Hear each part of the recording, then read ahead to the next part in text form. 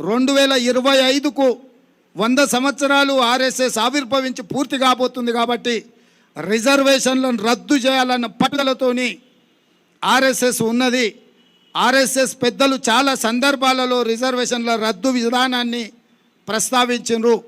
ఆ రోజు ఇక్కడున్న మీడియా మిత్రులకు చాలామందికి తెలిసి ఉండాలి. మండల్ కమిషన్ అంశం ముందుకొచ్చినప్పుడు కమండల్ తీసుకొచ్చిండ్రు. అద్వానీ గారు రథయాత్ర తీసి దేశం మొత్తం మత విద్వేషాలను రెచ్చగొట్టి 2 జాతుల మధ్యలో పంచాయతీ పెట్టి మండల్ కమిషన్ అమలు కాకుండా ఆ రోజు బీజేపీ అడ్డుకున్నది. ఇవాళ మరి రిజర్వేషన్లనే రద్దు చేయాలనుకుంటున్న బీజేపీకి కొంతమంది వర్గీకరణ విషయంలో పోరాటం చేస్తున్న వాళ్ళు ఏ విధంగా మద్దతు ఇస్తారో నాకైతే తెలీదు. రిజర్వేషన్లు ఉండాలన్నా రిజర్వేషన్లు రద్దు కావాలన్నా అనే రెఫరెండంకి ఈ దేశంలో ఎన్నికలు జరుగుతున్నాయి. కాంగ్రెస్ పార్టీ రిజర్వేషన్లు ఉండాలి అనుకుంటుంది. ఎస్సీ ఎస్టీ ఓబీసీ మైనారిటీలకు అండగా నిలబడాలి అని కాంగ్రెస్ అనుకుంటుంది.